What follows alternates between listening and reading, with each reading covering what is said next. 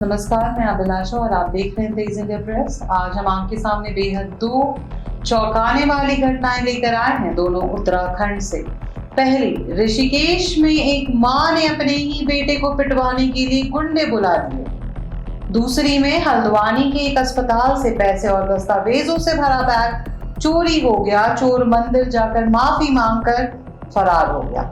आइए विस्तार से जानते हैं। पहली घटना ऋषिकेश की मां और गुंडों की घटना। यह विचलित करने वाली घटना ऋषिकेश में हुई, जहां एक एयरफोर्स अधिकारी की पत्नी ने विवाद के चलते अपने नाबालिग पुत्र को पिटवाने के लिए गुंडों को बुला लिया। आरोप है कि विवाद तब शुरू हुआ जब पत्नी ने एक प्रॉपर्टी डीलर के कहने पर जमीन का एक बड़ा हिस्सा बेच दिया, जिससे पति और परिवार में दरार आ गई। घटनास्थल की दुकान पर हमला करते हुए गुंडों ने डीवीआर भी ले लिया, जिससे सबूत मिटाने की कोशिश की गई।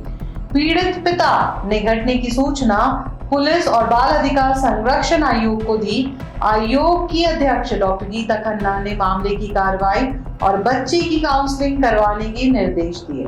दोनों सुनवाइयों में आरोपी मां नहीं पहुंची। अब दूसरी घटना की तरफ देखते हैं, जो हल्द्वानी अस्पताल से चोरी हुई। हल्द्वानी में डॉक्टर सुशीला तिवारी अस्पताल से एक बैग चोरी हुआ, जिसमें 25,000 नकद और जरूरी दस्तावेज थे, जैसे Aadhaar card, ration card, school certificates आदि, जो एक पिता श्याम सिंह अपने बेटे तनुज के इलाज के लिए लेकर आए थे। चोरी 22 अगस्त तड़के हुई। इस चोरी की पूरी घटना अस्पताल परिसर में लगे सीसीटीवी कैमरों में कैद हो गई। फुटेज में चोर चोरी के बाद मंदिर पहुंचकर घंटी बजाता, हाथ जोड़कर माफी मांगता और फिर फरार होता दिखा। अब सवाल जवाब कानून पर तो उठेंगे ही। क्या पारिवारिक विवाद इतनी गहराई तक पहुंच सकता है कि माता ही अपने बच्चों को नुकसान पहुंचाने का आदेश दे दे? कानूनी पहलू समझते हैं। दोनों मामलों में आईपीसी की संबंधित धाराएं लागू होती हैं। पहले में बाल अधिकार और उत्पीड़न की और दूसरे में धारा 379 चोरी की। मंदिर में माफी मांगना या मां द्वारा पिटवाने का आदेश, क्या यह अपराध को कमजोर कर सकता है? बिल्कुल नहीं। कानूनी जिम्मेदारी स्थायी है।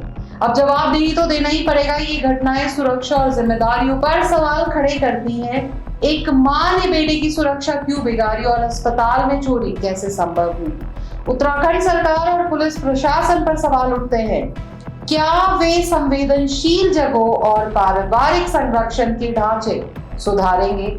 दोनों ही घटनाएं हमें यह सोचने पर मजबूर करती है, जब रिश्ते शर्मिंदा करते हैं तो समाज भी शर्मसार होता है। क्या यह कानून व्यवस्था और परिवार के टूटे रिश्तों का संकेत है? पुलिस अब क्या कदम उठाती है और क्या अपराधियों को जल्द पकड़ा जाएगा?